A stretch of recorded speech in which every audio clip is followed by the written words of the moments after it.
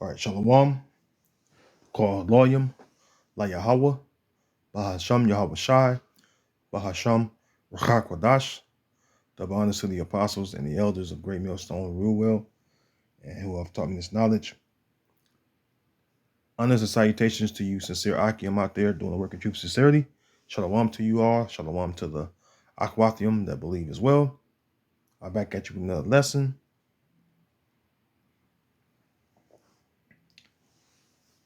I was watching Crosstalk on rtnews.com. It's probably my favorite political show since knowing this knowledge. And sometimes I forget to, go on the website and check out some of the some of the episodes. And in this episode, I found it's labeled Anti-Peace Coalition, and it's very very good as far as a lesson. I chimed in to hear what they was talking about. I heard the whole thing, and I'm going to fast forward to a part that I think that's very interesting that they kind of chime in on concerning current world news and conflicts and things like that. Excuse me. Let's hear what they say, and Lord willing, is edifying, and I want to say fair use. I want to click on the video real quick. Let me pause it real quick. Let's fast forward just a little bit. I mean, crosstalk rules in effect. That means you can jump anytime you want, and I always appreciate it. Let's go to Berlin first. Barclay, as I said in my introduction, the United States. Yeah, right here. This guy, one of the commentators or analysts from Berlin, or he's stationed in Berlin at least. He makes very good points. I'm gonna let you hear what he says, though. Let's hear it. Its closest allies are not interested in peace anywhere in the world, and particularly with this new conflict that has arisen in Israel and Gaza. We hear all of this talk about, will there be a land invasion where there... Notice he said that there's no, it's not going to be peace, or there's no talks of peace in any parts of the world. And that's exactly what the scriptures say about the man who was given the sword as a blessing. Okay, Revelation 6:4. And there went out another horse that was red. Now we know that the Bible, all right, who was called red? Esau, which his name is changed to Edom. Edom means red. So the Edomites, okay, the red people. All right, you're not white, you're red. Okay. It says, and power was given to him that sat thereon, which the word horse means, it represents power. Okay, and the Edomites are in power. Okay, that's why things are going on the way they're going on. The Edomites are in power. This is why you see so much wickedness in the world. This is why you see so much death and destruction going on in the world, on the earth. All right, I'm saying the word world in the ecumenical sense. All right, the reason why you see so much uproars of the people is because of wicked. Who's the wicked? Esau, Edom. Let's finish this up real quick. It says, and there went out another horse that was red, and power was given to him that sat thereon to take peace from the earth, and that they should kill one another, and there was given unto him a great sword. All right, so let's hear what he said again. The world. And particularly with this new conflict that has arisen in Israel and Gaza. We hear all of this talk about, will there be a land invasion where there won't be? Why the hesitation? The weather's bad, or they're waiting for reinforcements for the United Hezbollah. All the reasons are rolled out here. But they don't have a political strategy, and that's why a military strategy, in my opinion, is not only going to be difficult, if not doomed to failure, because they never think about military, because that's when the sword come out. When the military come out, all right, what does the military use? Weaponry. All right. And the weaponry is the sword, whether it's the gun or the missile, all right, which represents death. Now, again, who was given that sword? All right, let me see. Bear me 1 second. who was given that sword, right?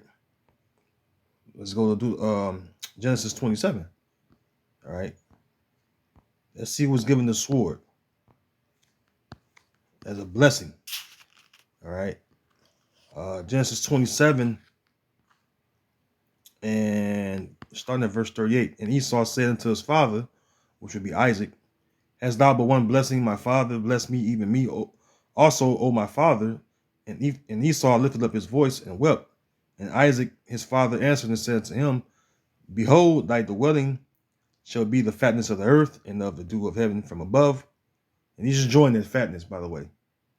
All right, the resources, whether it's oil on down, okay, he's enjoying it. That's how he gets his riches. All right, off stealing resources. Okay. Um, verse 40, and by thy sword shalt thou live. See? So by thy sword shalt who live? Esau, Edom. See? This is why when Esau do what he do, as far as invading others' land, no others nations or countries' lands, he do it because he has that sword as a blessing, and people were afraid of the sword for so long, especially the missile. Okay, until people, or countries created their own missiles. Hence, you have it in Joel the 3rd chapter. It says, "Let the weak say I'm strong," because the weak, which they didn't have missiles at first, but now they do have the missile capability. That makes them strong, right? Micah 2 and we'll start at 1. Woe to them that devise iniquity and work evil upon their beds. When the morning is light, they practice it because it is in the power of their hand.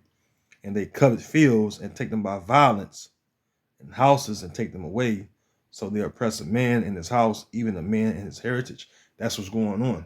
That's been going on ever since the Edomites came into power.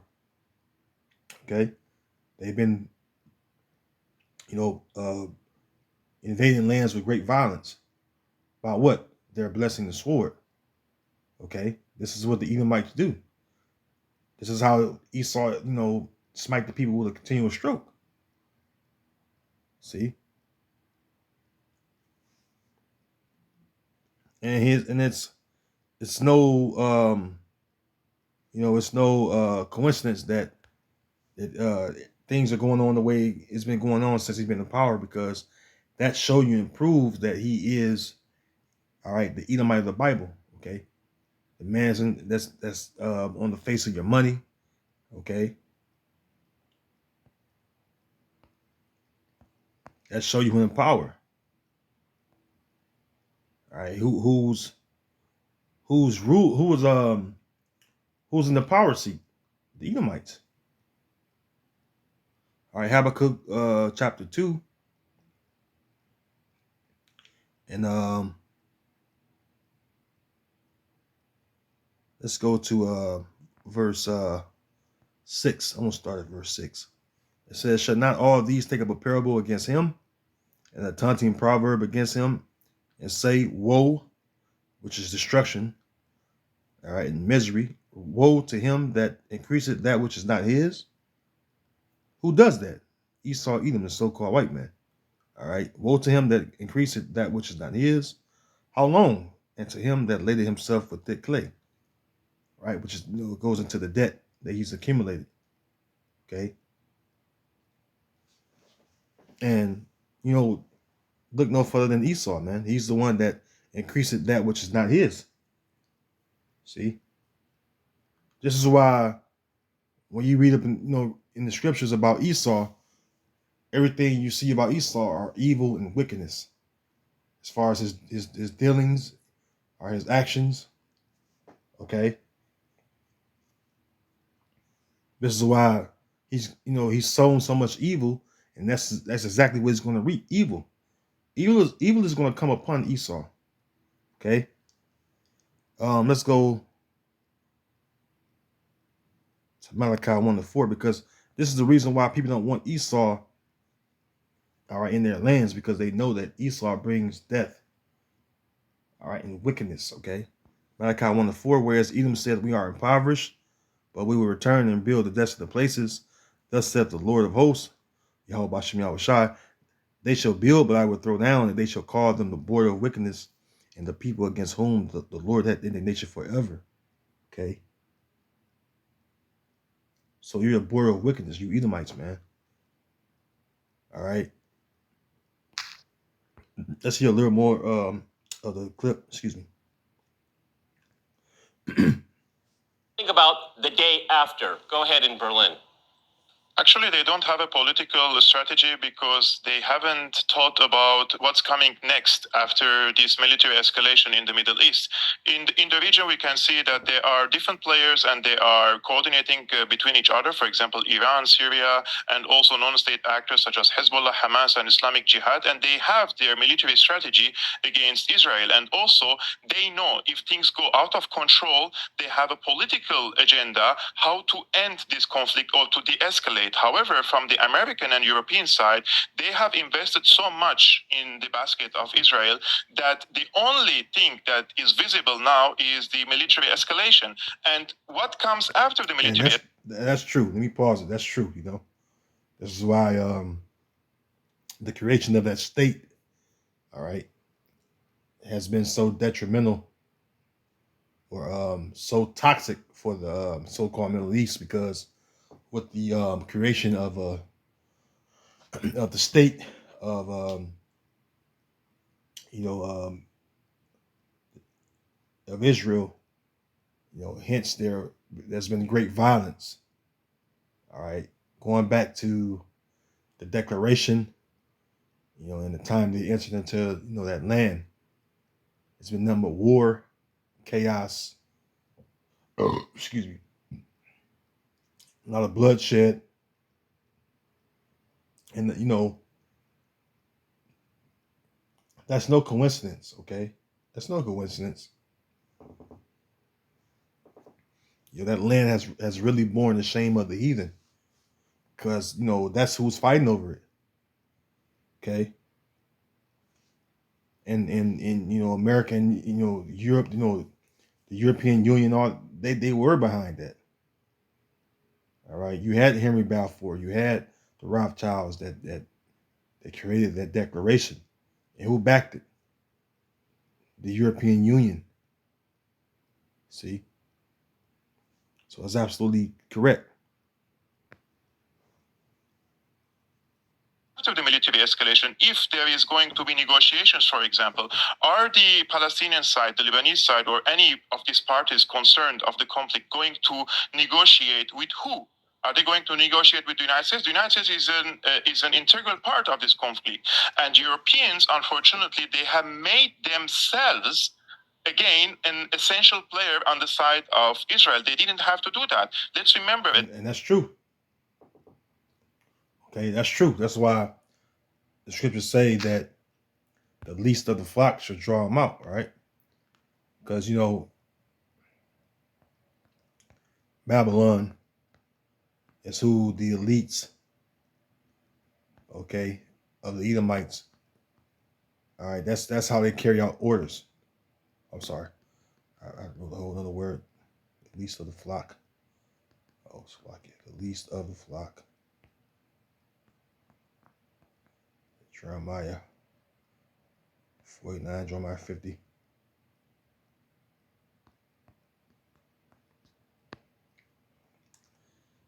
Jeremiah 49 and 20. It says, therefore, hear the counsel of the Lord Yahweh Bashem Yahushai that he had taken against Edom. Yeah, the Edomites who were in power, the Edomites. That's why the scriptures say Esau is the end of the world. All right. And Jacob is beginning of it that followed. So Esau has to be ruling. And remember, when Esau rules, you have an exorbitant amount of wickedness and evil, all right, that spreads throughout the earth. Because that's who the Edomites are, the wicked. Which I read in Malachi, the first chapter, in the 4th verse.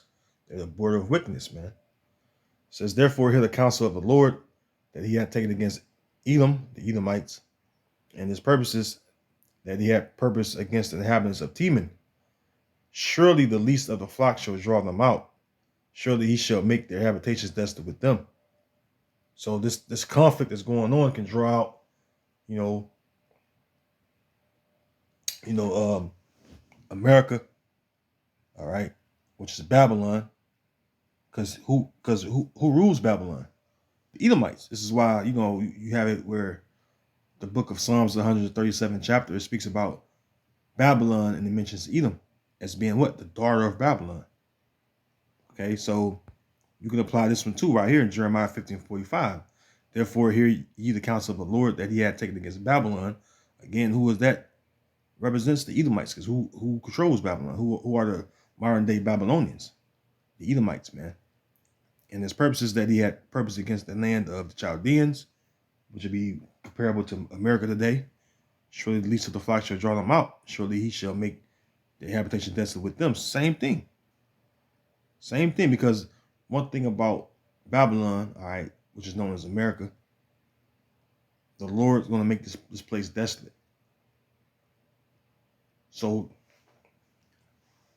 you have it where nations don't, or countries don't, they don't like America. All right, they don't like Babylon the Great, because they have fornicated with her. All right, and now they're mad at her. They're mad at the great whore. All right, they're mad at all the sanctioning. All right, they're mad at the mistreatment, even though they're allies with America, with Babylon. A lot of them are tired of America's rule and reign.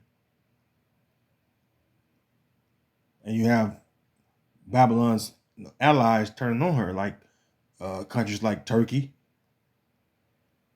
all right, and other countries that are looking to find other means, all right, go outside the U.S. dollar to do trade and business because of the sanctioning. All right, and they're actually getting tired of America. It's right here in Obadiah verse 7 what's going to happen. All right, it says, all the men of thy confederacy have brought thee even to the border. The men that were at peace with thee have deceived thee and prevailed against thee. They that eat thy bread have laid a wound under thee. There is none understanding in him. Yeah, because the people that you're allied with, Esau, are going to actually help destroy you. Okay, that's also spoken about in Revelation the 17th chapter. All right, I believe it's Revelation the 17th chapter where it says, con.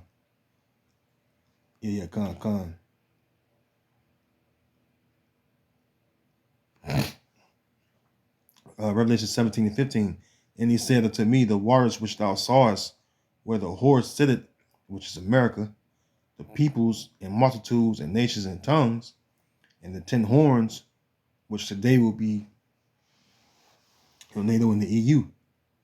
Okay, and the 10 horns which thou sawest upon the beast, these shall hate the whore, and shall make her desolate and naked, and shall eat her flesh and burn her with fire, which is the missiles, all right, the nuclear destruction, okay, which is all the will of the Heavenly Father, man. See, and it's gonna be done, man. Matter of fact, excuse me, burp. Shalaki, verse 17. For the Most High hath put in their hearts to fulfill His will. See, it's all about the will of the Heavenly Father, man. All right, that's why the scriptures say that for who have resisted His will. All right, for who resists the Most High's will? The answer is nobody. It says, and to agree and give their kingdom unto the beast, until the words of the Most High shall be fulfilled. See, so this is going to take place. All right, when the missiles begin to be shot into the ends of the earth, the main place it's going to hit is right here Babylon the Great, all right, which is America. Okay. Verse 18, and the woman which thou sawest is that great city, all right, which is America, which reigneth over the kings of the earth. That's why America is known as what? The Golden City. All right, Babylon. Babylon had been the what's that? Jeremiah 51. Let's go to it, Shalaki.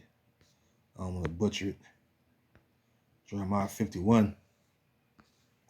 Verse 7, it says, Babylon had been a golden cup in the Lord's hand that made all the earth drunken. The nations have drunken of her wine. Therefore, the nations are mad. These nations are pissed off, man. They're pissed off at America, man. All right, they turn on her, more and more because they realize under America, all right, and its sanctioning and its different tariffs that affects their people in their countries under their authority, all right, cause them to be in the uproar and cause them to be at, not at ease, man. And they're tired of this. This is why I mentioned earlier that they doing business outside the U.S. dollar and other forms of currency, man. They're tired of your vain way of living, your vain philosophies. All right, they're tired of your pseudoscience. Nations are tired, man.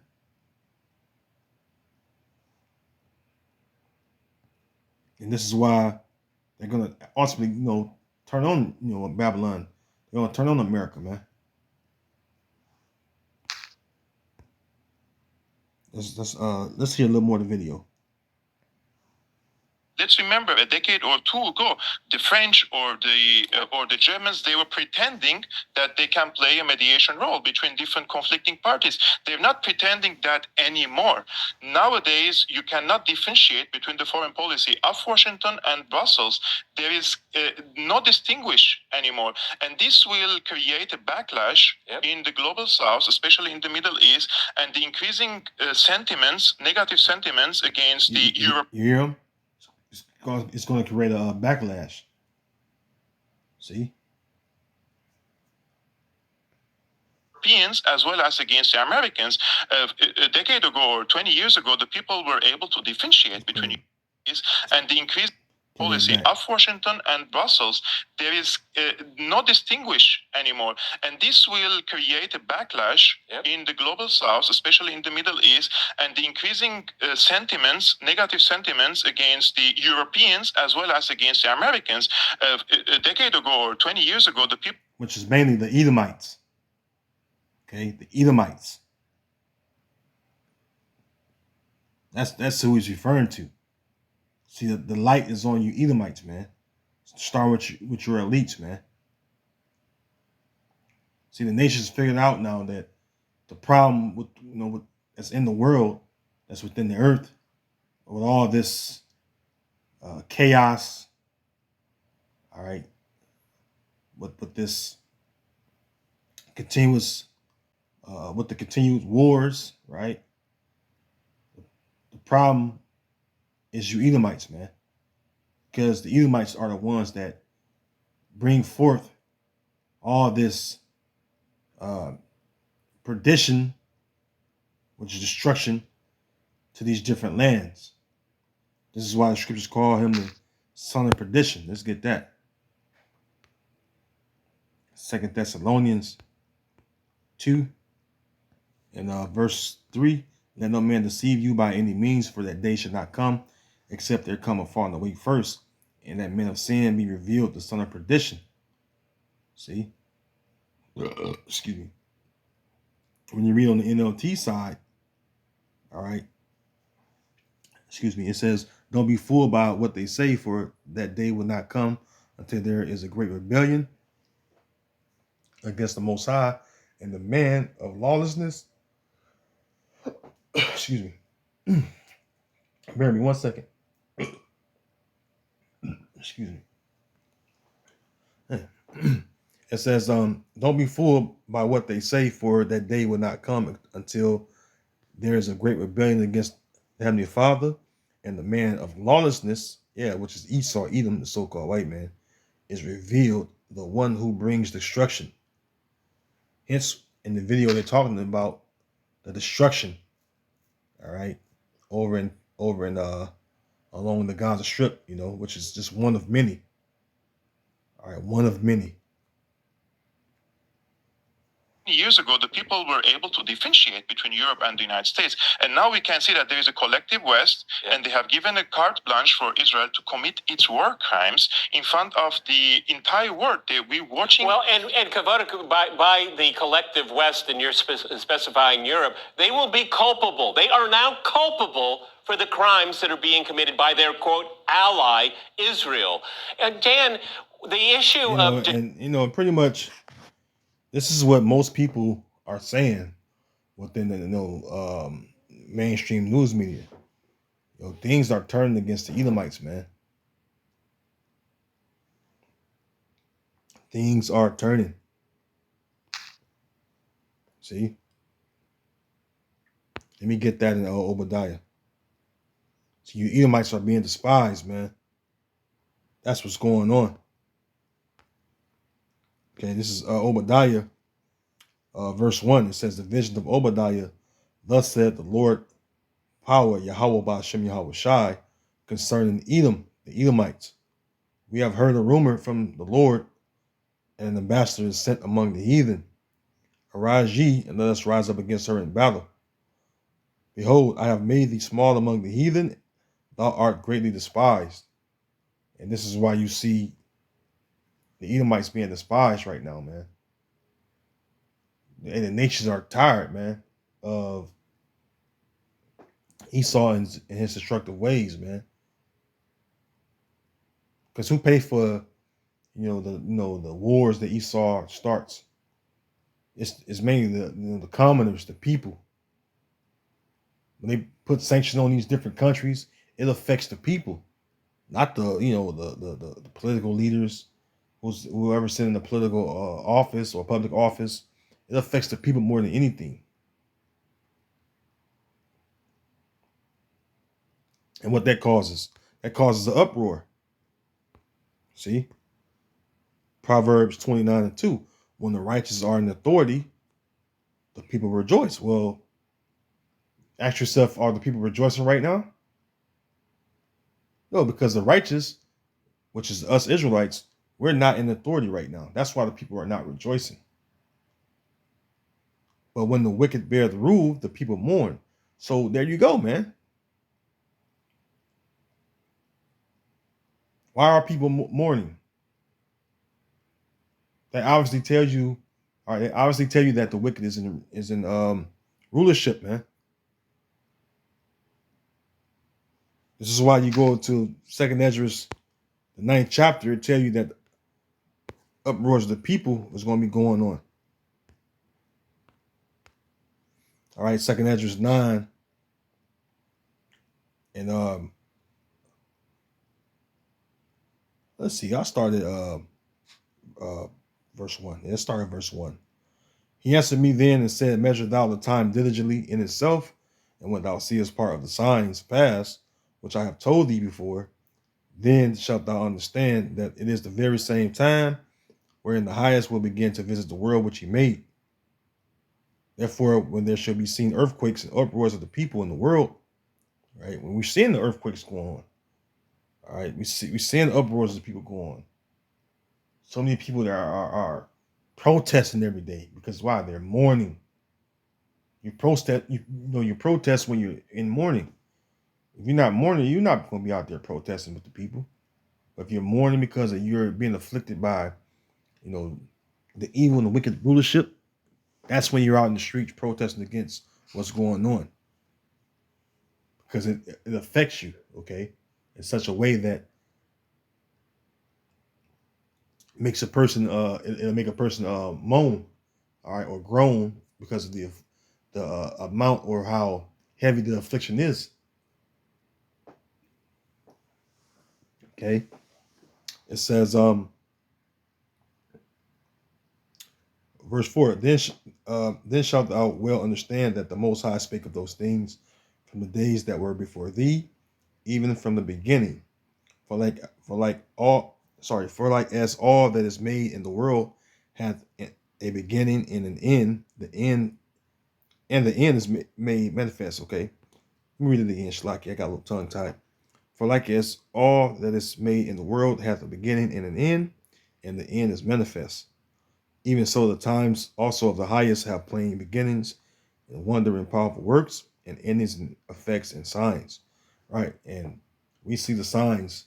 All right, through the spirit and power of Yahweh Bashim Shai, the signs that are given within the scriptures, we see them, you know, being played out or being made manifest before our very eyes when we watch the news, when we see what's going on around the world. You know, this is how we can discern the times we're living in. All right, we truly are in the last days of Esau's rule. You know, but just like every other empire or nation, excuse me, they have their rule, they had that time to rule. So does Esau. All right, the Most High have appointed bounds that he cannot pass. All right, so when this is time to come down, and the Most High actually take him down. All right, then you're gonna see the children of Jacob, the so-called Negro Latino Native American, as Israelites, start with the elect. Lord willing, I'm part of that number.